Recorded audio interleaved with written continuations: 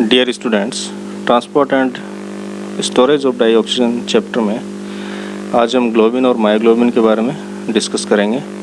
इससे पहले वाले वीडियो में हमने हीमोग्लोबिन के हिम पार्ट को डिस्कस किया था और आज ग्लोबिन और मायोग्लोबिन के बारे में पढ़ेंगे। तो सबसे पहले हम स्टार्ट करते हैं ग्लोबिन। हीमोग्लोबिन का जो प्रोटीनस पार्ट होता है उसको हम ग्लोबिन कहते हैं। ये एक ग्लोबुलर प्रोटीन होती है जिसमें 4 पॉलीपेप्टाइड चेन पाई जाती हैं, जिन्हें हम अल्फा 1, अल्फा 2, बीटा 1 और बीटा 2 के नाम से जानते हैं। इनमें नंबर ऑफ एमिनो एसिड्स की बात करें तो दोनों अल्फा चेन्स में प्रत्येक चेन में 141 एमिनो एसिड्स पाए जाते हैं, जबकि प्रत्येक बीटा चेन में 146 एमिनो एसिड्स पाए जाते हैं। इस प्रकार टोटल ग्लोबिन प्रोटीन में 574 एमिनो एसिड्स पाए जाते हैं। इनके एमिनो एसिड्स के सीक्वेंस की बात करें तो ये एमिनो एसिड सीक्वेंस है वो डिफरेंट टर्मिनल रेजिड्यूज साइड में डिफरेंट होते हैं।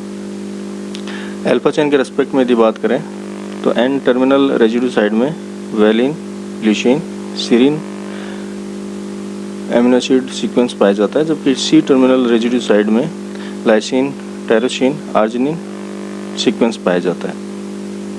अब इन सब यूनिट्स के अरेंजमेंट की बात करें तो इनका अरेंजमेंट इस प्रकार से होता है कि जो हाइड्रोफोबिक नेचर के एमिनो एसिड्स होते हैं ये इंटरनली लोकेटेड होते हैं, जबकि हाइड्रोफोबिक नेचर के एमिनो एसिड्स हैं वो आउटसाइड में, सरफेस साइड में लोकेटेड होते हैं। और इस प्रकार के अरेंजमेंट के कारण इनके द्वारा हिम पॉकेट्स फॉर्म किए जाते हैं और इन हिम पॉकेट्स में हीमोग्लोबिन का हिम पार्ट है वो पाया जाता है। हीमोग्लोबिन के हिम पार्ट के आयरन के पास में ऑक्सीजन पहुंचने का एक चैनल होता है जो कि अल्फा सब यूनिट्स में पाया जाता है, लेकिन बीटा सब यूनिट्स में ये नहीं पाया जाता। यहाँ पर इस प्रकार के जो चैनल होते हैं जिनसे ऑक्सीजन की एंट्री होती है ये वेलिन रेजिड्यू के द्वारा ब्लॉक कर दिए जाते हैं। अब यहाँ पर डायग्राम में हीमोग्लोबिन की स्ट्रक्चर दिखाई गई है जिसमें 4 पॉलीपेप्टाइड चेन्स हैं, 2 अल्फा चेन है, 2 बीटा चेन है और हर पॉलीपेप्टाइड चेन के पास में एक हिम ग्रुप होता है या हिम पार्ट होता है। तो इस प्रकार हीमोग्लोबिन में टोटल हिम पार्ट 4 होते हैं और पॉलीपेप्टाइड चेन ये भी 4 होती है। अब हम बात करते हैं मायोग्लोबिन मेटलो बायोमोलिक्यूल की। तो मायोग्लोबिन ऑक्सीजन स्टोरिंग का काम करता है और जो सेल्स में ऑक्सीडेटिव रिएक्शंस होती हैं इनमें ऑक्सीजन की रिक्वायरमेंट की पूर्ति मायोग्लोबिन के द्वारा की जाती है। और इस प्रकार की जो ऑक्सीडेटिव प्रोसेसेस होते हैं इनमें एटीपी का सिंथेसिस होता है। मायोग्लोबिन में सिंगल पॉलीपेप्टाइड चेन पाई जाती है जिसका मॉलिक्यूलर वेट 17,000 होता है और इसमें total number of amino acids 153 होते हैं। और इस पॉलीपेप्टाइड चेन में एक सिंगल हिम ग्रुप पाया जाता है।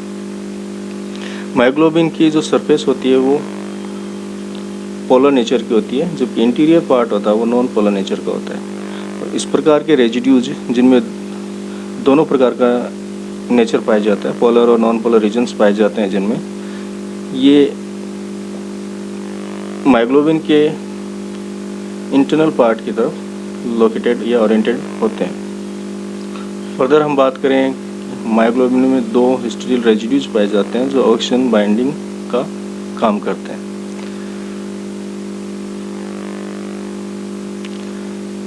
मायोग्लोबिन मॉलिक्यूल एक कॉम्पैक्ट रफली सरफेस वाला और स्फेरिकल मॉलिक्यूल होता है और इसमें टोटल रेजिड्यू के अप्रोक्सीमेट 75% रेजिड्यूज हैं वो 8 हेलिक्स में पाए जाते हैं जो राइट हैंडेड होती हैं। इनको हम अल्फा हेलिसेस भी कहते हैं। इनकी जो नेमिंग की जाती है वो अल्फ़ाबेटिकली की जाती है, ए से लेकर एच तक। और जब इनके साथ नंबर लिखे जाते हैं तो इन नंबर का मतलब होता है कि ये एन टर्मिनस से कितनी दूरी पर पाया जाता है। यहाँ पर हम 2 रेजिड्यूज की बात करते हैं। एक प्रोक्सिमल F8 स्टेरिल रेजिड्यू है और दूसरा डिस्टल E7 रेजिड्यू है। यहाँ पर जो F8 प्रॉक्सिमल रेजिड्यू है, इसके नाइट्रोजन एटम के द्वारा हिम ग्रुप के आयरन के साथ बॉन्डिंग की जाती है। मीन्स जो 5th बाइंडिंग साइट होती है आयरन की, वो F8 प्रॉक्सिमल हिस्टिडियल रेजिड्यू के नाइट्रोजन के द्वारा ऑक्युपाइड की जाती है। जबकि E7 डिस्टल हिस्टिडियल रेजिड्यू होता है, ये आयरन के साथ में जो बॉन्डेड ऑक्सीजन है, जब ऑक्सीजनेटेड फॉर्म की बात करें तो यहाँ पर ये इसको ऑक्सीजन को स्टेबिलिटी प्रदान करने का काम करता है। जब ऑक्सीजन बाइंड होता है तो यहाँ पर आयरन मेटल आयन में एक मूवमेंट होता है, और इस मूवमेंट के कारण जो प्रॉक्सिमल हिस्टिडियल ग्रुप F8 इसके साथ बॉन्डेड होता है, ये भी मूव करता है। तो इस प्रकार से एक नया कन्फर्मेशन पोर्शन क्रिएट होता है। यहाँ पर मायोग्लोबिन की स्ट्रक्चर दिखाई गई है, जिसमें 4 बाइंडिंग साइट है। ये प्रोटोपोर्फिरिन रिंग के 4 नाइट्रोजन एटम्स के द्वारा ऑक्युपाइड है, और 5th जो कोऑर्डिनेशन पोजीशन है, ये प्रॉक्सिमल हिस्टिडियल F8 रेजिड्यू के द्वारा ऑक्युपाइड की जाती है, और 6th पोजीशन पे ऑक्सीजन बॉन्डेड होता है।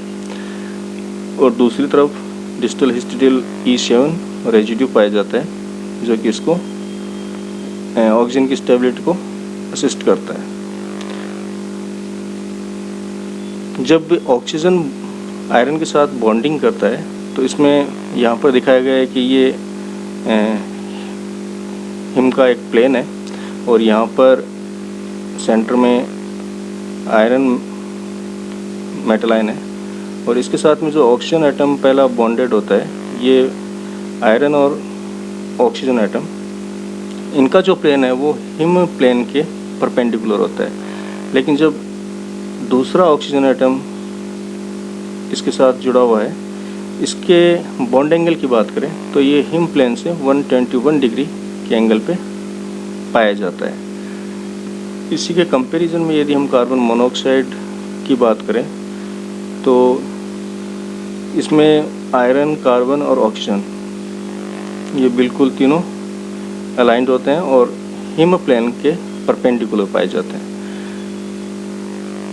इनकी एफिनिटी की बात करें तो कार्बन मोनोऑक्साइड की जो आयरन के प्रति जो बॉन्डिंग की एफिनिटी है वो 25,000 टाइम्स ग्रेटर होती है ऑक्सीजन की तुलना में। लेकिन यहाँ पर एक टेक्निकल प्रॉब्लम होती है कि जब मायोग्लोबिन में हम बात करें, ये जो टेंडेंसी होती है यहाँ पे बॉन्डिंग की, वो आइसोलेटेड हिम की बात कर रहे हैं।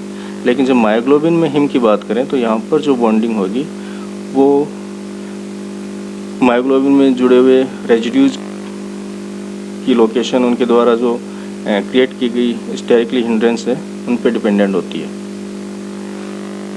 तो जनरली जब आइसोलेटेड हिम होता है तो उसके साथ बॉन्डिंग इस मैनर में पॉसिबल हो जाता है, तो यहाँ पर एफिनिटी है वो बहुत ज़्यादा होती है। लेकिन मायोग्लोबिन में यदि आयरन के साथ जुड़ने की बात करें तो वो कंडीशंस पे डिपेंडेंट होती है।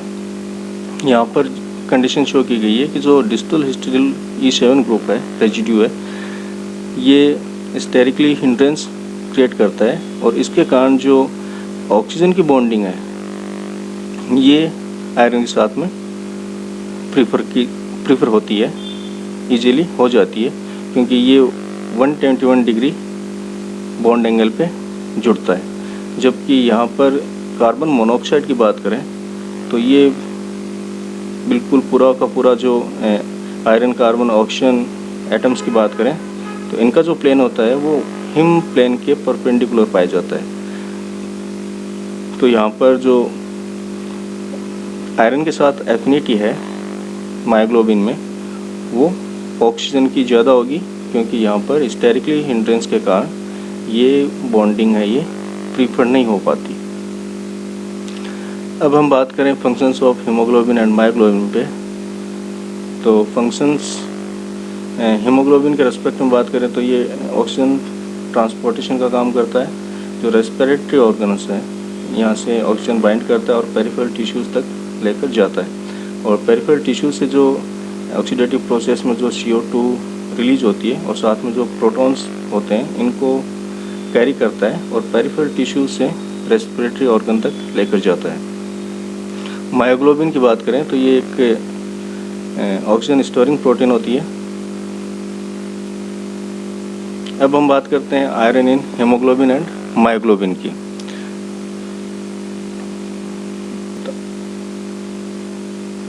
आयरन की 6 कोऑर्डिनेटेड बॉन्डिंग साइट्स होती हैं, जिनमें से 4 प्रोटोपोर्फिरिन 9 लिगेंड रिंग के 4 नाइट्रोजन एटम्स के द्वारा ऑक्युपाइड होती है और 5th है वो जो हिस्टिडिल रेजिड्यू होता है उसके नाइट्रोजन एटम के द्वारा ऑक्युपाइड होती है। जनरली डीऑक्सी फॉर्म की बात करें हेमोग्लोबिन और मायोग्लोबिन की, तो यहाँ पर ये जो कॉम्प्लेक्स है ये हाई स्पिन स्टेट कॉम्प्लेक्स होता है और ये पैरामैग्नेटिक नेचर का होता है। जब ऑक्सीजन बाइंड होती है तो इसमें जो अनपेयर्ड इलेक्ट्रॉन होते हैं ये पैड हो जाते हैं और इस प्रकार एक डायमैग्नेटिक नेचर का कॉम्प्लेक्स फॉर्म होता है। इसके बाद में जब आयरन 2+ से 3+ में कन्वर्ट होता है तो यहाँ पर जो लिगेंड है वो सुपर ऑक्साइड होता है। जनरली हम नाइट्रोजन और ऑक्सीजन एटम को कंपेयर करें, इनके नेचर को कंपेयर करें तो नाइट्रोजन के कारण जो डिजेनरेसी की स्प्लिटिंग होती है आयन में वो इफ़ेक्टिवली ज़्यादा होती है देन ऑक्सीजन एटम, क्योंकि यहाँ पर ऑक्सीजन की जो इलेक्ट्रोनेगेटिविटी है वो नाइट्रोजन से ज़्यादा है। तो नाइट्रोजन की कम इलेक्ट्रोनेगेटिविटी के कारण इसके जो एटॉमिक ऑर्बिटल्स हैं वो 3D स्पेस में फैले हुए रहते हैं और ये आसानी से मेटल आयन के 3D ऑर्बिटल्स के साथ इंटरेक्ट कर लेते हैं। फर्दर हम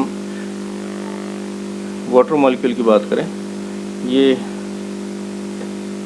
हिम के आयन के साथ में बॉन्डिंग करने की जो टेंडेंसी होती है ये काफ़ी ज़्यादा होती है, लेकिन यहाँ पर जो मायोग्लोबिन और हीमोग्लोबिन मॉलिक्यूल में हम बात करें तो यहाँ पर एक हाइड्रोफोबिक लेयर होती है एमिनो एसिड्स की, जो कि इस प्रकार की प्रोसेस को फिजिबल नहीं होने देती।